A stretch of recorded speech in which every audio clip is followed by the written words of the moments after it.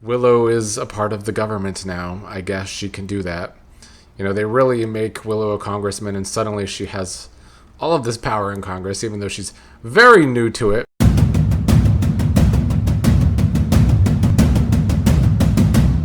Good morning, fellow General Hospital viewers. Here to give my opinions on yesterday's episode of the show.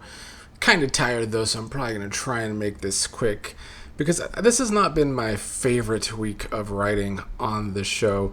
Sometimes the plot-heavy writing on this show can be great. The plot-driven can work. Other weeks, I feel like I'm just left scratching my head or just overall annoyed, and this week has kind of been the latter. We'll start with Willow and Nina, who are talking about Jack, because Willow is fretting that Jack's dose is wearing off soon, so they need to keep him in the same state that they have Drew. Nina did say that Carly was questioning that connection between two healthy men having a stroke in Willow's house. Nina doesn't want the suspicion to be on Willow if she goes to the hospital to see Jack, so Nina will take care of it herself, she says. Laura arrived to talk to Willow, which we'll get to, but Nina did go to the hospital with the drugs. But of course, Nina was having doubts about giving him the drugs, like we've seen Nina doubt giving Drew the drugs, but she was still going to go through with it, because as we've come to learn about Nina on this show, she will do anything to protect Willow, even though her daughter is kind of off the deep end. And Nina seems to be right along there with her, or at least Nina's on for the ride with Willow. But as she was attempting to give Jack the drugs, he woke up. That was our cliffhanger to yesterday's episode. That was one of the stronger points of yesterday's episode. But like I said, Laura visited Willow because she wants Anna brought to another clinic, closer clinic, but they need some sort of diplomatic something or another, and because Willow is a part of the government now, I guess she can do that. They really make Willow a congressman, and suddenly she has all of this power in Congress, even though she's very new to it. That's what I talk about with the plot-heavy writing on the show. Sometimes you really gotta suspend your belief that Willow can do all these things so quickly being in Congress. But Willow did make that call for Anna, and I'm glad at least someone seems to be trying to help Anna, even if it's Laura, because as I was saying yesterday, that was one of my complaints. I don't feel like there is enough of a rush to help Anna outside of Valentin, which we'll get to he and Carly's scenes at the end here. Ethan stopped by to see Lulu. Kind of forgot he was back, to be honest, but he did stop by to see Lulu. And he learned that she and Rocco may be leaving town and may have to stay gone. She was not giving him much info, just said it was a complicated situation and that they needed some fake passports. So I'm sure Ethan can help with that. Gio, meanwhile, was telling Dante about Rocco being in trouble, because in yesterday's episode, Rocco came and was kind of hysterical with him. Dante called Lulu asking for Rocco, but he still wasn't home, so Dante and Gio went to go look for him. Dante was listening to classical music at one point, which seemed quite out of character for me where Dante is concerned. I don't think that is Dante's taste, but he was saying he was trying to, get into it or something. But Gio, of course, likes it, because, Gio is our musician on the show. They were having some close moments. I guess it's good to see them get closer. Probably overdue for the story that happened last year, but I wasn't watching last year, so I don't really know too much about it, so I'm not exactly invested in that Gio and Dante father-son relationship. Rocco, meanwhile, was still whining to Britt about Danny and Charlotte at Windermere.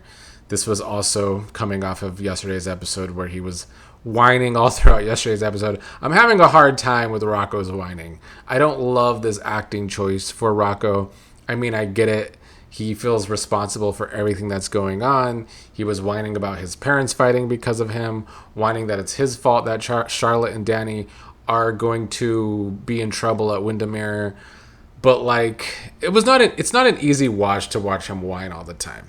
That's kind of how I feel about it. It took me out of these scenes with he and Britt. And then Britt's big idea is that she needs to go away And I wish he would, to be honest. I would not miss the character. But Rocco wants her to stay. But of course, Cullum was following them around. This came after the beginning of the episode, which was a follow-up on yesterday's cliffhanger, where Cullum ran into Danny and Charlotte after they had broken into Windermere. They refused to come with him at first, but he made them. Luckily for them, Sidwell and Ava arrived right on time. And Cullum and Sidwell had to play it off like, what are you doing here? Cullum played it off like he was there to question Sidwell, but found these two here. And Sidwell asked why they were there. Charlotte said that she used to live there, and she was just showing his friend around, just a teenager being a teenager. Ava called Alexis to talk to Danny, who had to tell his grandma that he needed her as a grandma and maybe as an attorney too. Alexis did show up and ended up talking to Sidwell about the night that Marco was stabbed, and definitely made sure to note to Sidwell that she and Danny were the ones that found him that night, which was very smart of Alexis, I will say. I feel like it was kind of a trump card against Sidwell, because the only thing that Sidwell cares about is his son, allegedly, now that Marco's dead. So that was a good play by Alexis to get Sidwell to warm up to Danny, to tell Sidwell that Danny was trying to save Marco's life that night. But it also gave Danny an alibi, because Cullum was just complaining to Sidwell that maybe Danny was the one that shot him. So Sidwell did call Cullum at the end of the episode to let him know that Danny could not have shot Cullum because he has an alibi that night. But after Cullum was following Britt and Rocco around, he now thinks he knows who did it. So Britt again gonna get Rocco in trouble, even though it's Rocco's fault for going to Britt. Dante and Gio did end up finding Rocco and Britt at the end. So at least right now Rocco is with his father if Cullum is gonna do something. And Britt is booking a flight out of town. And it's like, if Britt's big idea is to just go away, why are we invested in this storyline that has a lot to do with Britt? I feel like she is enmeshed in this storyline. Like, she's a big part of everything that's happening. She's working on this project for Sidwell and Cullum that seems to be going absolutely nowhere. We don't even know what it is as an audience. I'm a little tired of Britt, so if she does go, she's not gonna. But if she does go, I would actually like that. Let's end talking about Valentin and Carly, who had a pretty big disagreement, borderline argument about Anna, because Valentin wants to go to France and help bust Anna out, and Carly is calling him reckless and stupid for that because he would be risking his own freedom for this. Carly also doesn't think he can fix Anna's mental state, but Valentin is saying that Anna needs to see a familiar face and that it would help her, and that he does have a background in some sort of psychology working for the WSB. Carly, however, spent the entire episode talking him down, and it was giving me shades of the Carly that I can't stand. When I was watching the show more regularly 3, 4, 5 years ago, Carly used to get on my last damn nerve. That was coming back to me in these scenes. I don't know if these scenes were good for me to want to continue to root for Carly and Valentin, even though by the end Carly did make some decent points.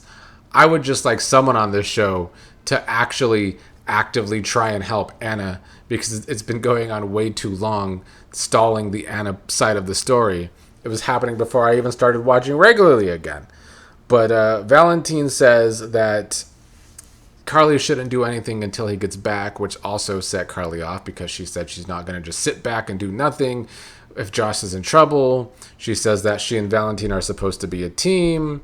Valentin tells her that if she could help Jason, she would do nothing but to try and do that. Like, nobody could stop her from doing that. Carly says that she could approach the Jason situation clearly and rational because she loves Jason, but she is not in love with Jason, and says that Valentin is in love with Anna. So this is, I guess, jealousy from Carly. We've been seeing that from both of these characters, which to me means they are, building for a toxic relationship between these two. But they couldn't continue their disagreement because Danny and Charlotte arrived to tell them about Cullum and Sidwell. And Danny is excited because they overheard Britt saying that she didn't actually see Jason shoot Cullum, so maybe Jason is innocent. Danny wanted to go to the police, but of course Valentin doesn't want to do that. Valentin has a plan to stop whatever is going on with Cullum, Sidwell, and Britt. I'll believe it when I see it. Maybe we're building to some sort of good ending to this week. I certainly hope so, but we're going to need some movement in the stories in order for that to happen. And, with this plot-driven writing, they definitely want to stretch some of this out. They can't just kill Cullum yet, though, because I feel like that ties up a lot of things. I think a lot of tension is out of that. So I don't know how they're going to continue to make their characters not look dumb by, Lucas or Britt not telling Sidwell about Cullum, because that's the smart, obvious thing to do. But if they do that, how do they get out of the Sidwell and Cullum conundrum? Because Sidwell should want to kill Cullum after all of that. But we'll see. I do hope some of the writing gets better soon, because I'm not enjoying this week.